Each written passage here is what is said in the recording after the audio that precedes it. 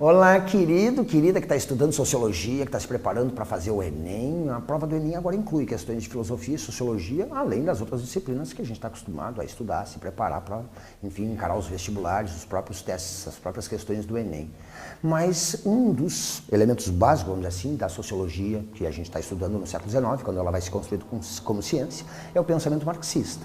Nós estamos aprofundando aqui o pensamento de Marx. Sabemos que Marx desenvolve uma concepção da sociedade baseada no que a gente chama de dialética, ou seja, a ideia de que as transformações que a sociedade vive ao longo dos tempos se dão a partir dos conflitos, das contradições que vão surgindo dentro dessa sociedade. As contradições que nascem, por exemplo, entre a forma com que os homens se organizam e a capacidade que eles têm, vamos dizer assim, de transformar a natureza. Sim.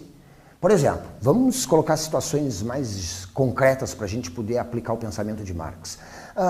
Nós temos naquela sociedade primitiva que se desenvolveu por milhares e milhares de anos, que a gente chama de pré-história, uma forma de organização social, se é que a gente pode dizer isso, mas que é baseada na igualdade, na solidariedade, num esforço comunitário para conseguir o alimento que mantém aqueles grupos, aquelas comunidades humanas vivas. Ora, repara que a gente fala de um comunismo primitivo naquele contexto, porque nas relações estabelecidas entre os homens predomina a igualdade, a solidariedade, não existem relações de dominação dos homens sobre os homens. E aquilo que é produzido pelo esforço conjunto da comunidade é partilhado numa espécie de luta permanente pela sobrevivência. Ora, não existiam desigualdades. O que explicaria isso? Uma solidariedade, um espírito, vamos dizer assim, mais comunitário daqueles homens? Não. Na concepção marxista, se aqueles homens viviam em pé de igualdade, é porque o nível de desenvolvimento das forças produtivas, da capacidade deles transformarem a natureza, produzirem seu sustento, não permitia produzir um excedente, quer dizer, algo que fosse além, que sobrasse, vamos dizer assim, depois do consumo direto e imediato, que pudesse sustentar, por exemplo, parcelas da população que não precisassem trabalhar ou produzir diretamente. Sim, se nós chegarmos, por exemplo, ali no momento das primeiras civilizações, ali já existe uma sociedade estratificada, já existe a dominação de uma classe sobre o resto da sociedade, já existe a capacidade de uma parcela de se apropriar da riqueza produzida pelo conjunto da população, através de tributos, por exemplo. Repara que já está nascendo uma sociedade marcada por desigualdades.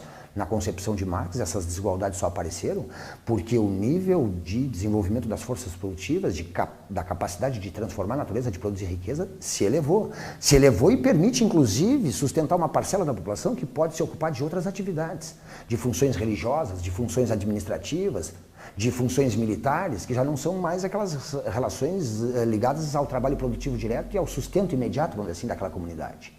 Então observa que o próprio aparecimento das desigualdades, na concepção de Marx, não surgiu porque os homens se tornaram mais gananciosos, porque surgiu, vamos dizer assim, uma espécie de individualismo ou uma tendência, né, de uns, vamos dizer assim, quererem dominar os outros, mas surgiu, eu te disse, em função de uma realidade concreta que permite agora produzir um excedente e que separa uma parcela da população das outras atividades, vamos dizer assim, produtivas diretas, mas que são fundamentais para a sobrevivência daquela comunidade. Seja, por exemplo, intermediar sua relação com as divindades, pedindo boas colheitas. Sendo, por exemplo, aqueles que exercem uma função militar defendendo aquela comunidade de saqueadores ou dos que tentam pilhar sua riqueza e assim por diante. Observe, então, que na concepção marxista não são, vamos dizer assim, as ideias, valores, necessariamente, que vão mudando a realidade. Mas, pelo contrário, o próprio avanço da capacidade de produzir vai gerando uma forma diferente dos homens se organizarem e vai gerando também explicações diferentes para o mundo. Vai gerando, inclusive, desigualdades entre eles e formas de justificar essas desigualdades. Por exemplo, te falei que agora já surgiram, por exemplo, ali com as primeiras civilizações, sociedades estratificadas. E existem alguns agora que estão destinados a governar e a mandar e outros a trabalhar e a obedecer. E como é que os homens explicavam isso na sua cabeça? Explicavam como a vontade dos deuses, ou o fato dos governantes serem descendentes das divindades e estarem ali, vamos dizer assim, para governar os homens em nome dos deuses. Bom, repara que a partir do surgimento de uma realidade marcada por desigualdades, vão surgir também explicações para essa desigualdade. E não o contrário, ou seja, a transformação no plano das ideias vai modificando a relação dos homens produzirem.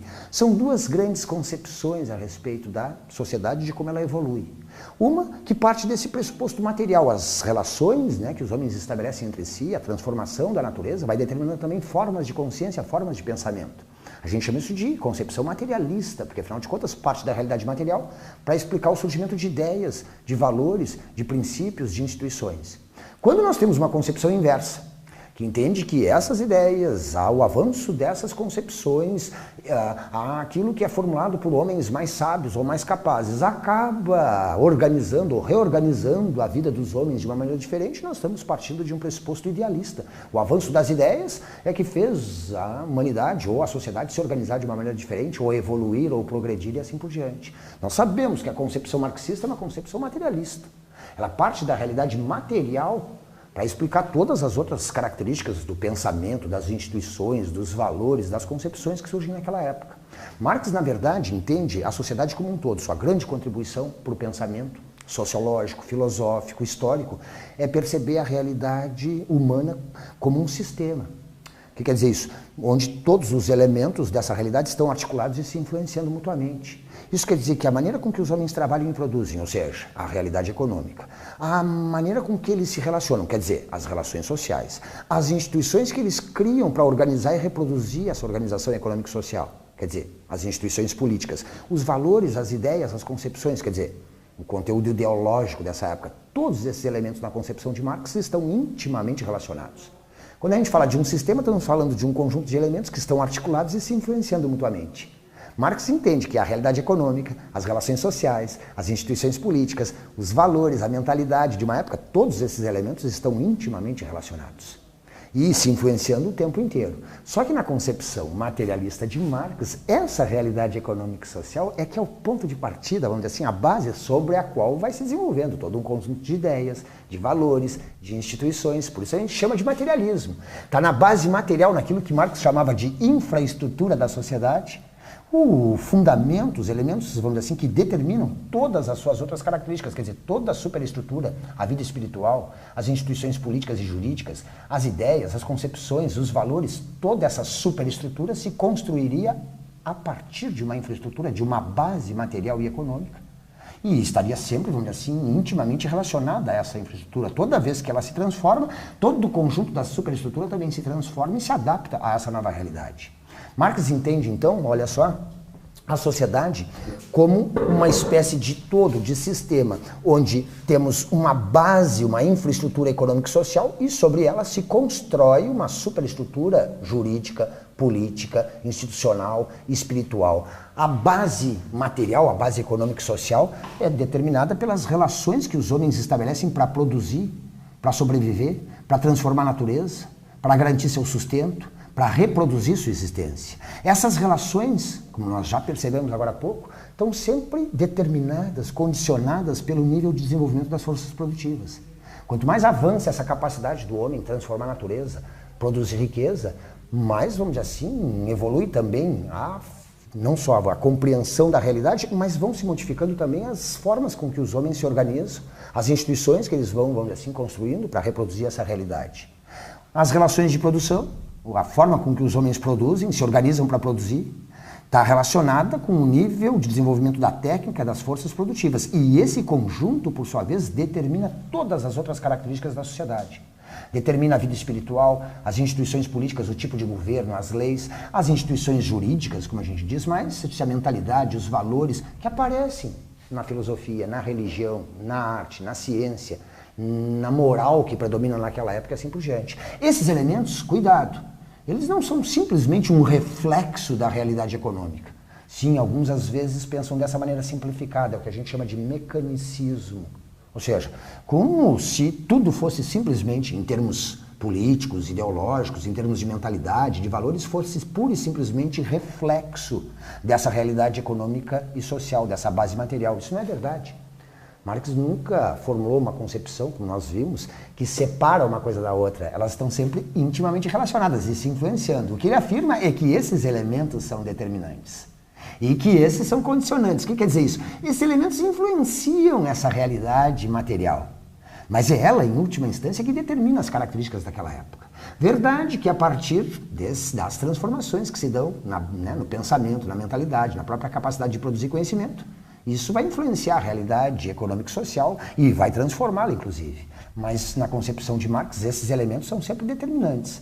Esses influenciam, Mas são sempre determinados, em última instância, por essa base, por essa realidade. Quando ela se transforma, todo esse conjunto vai se transformar também de modo a se adaptar e a justificar essa nova realidade. Em outras palavras, a infraestrutura determina a superestrutura. E essa, por sua vez, condiciona, quer dizer, exerce também uma influência sobre essa realidade econômico-social, num todo em que esses elementos estão articulados, mas sempre determinados por essa realidade material. Daí materialismo histórico. Vamos, a partir dessa concepção, ver como é que Marx vai explicando a sociedade do século XIX, vai mostrando a estrutura dinâmica do capitalismo e vai propor a sua ultrapassagem e a construção de uma sociedade onde a exploração do homem pelo homem tenha desaparecido.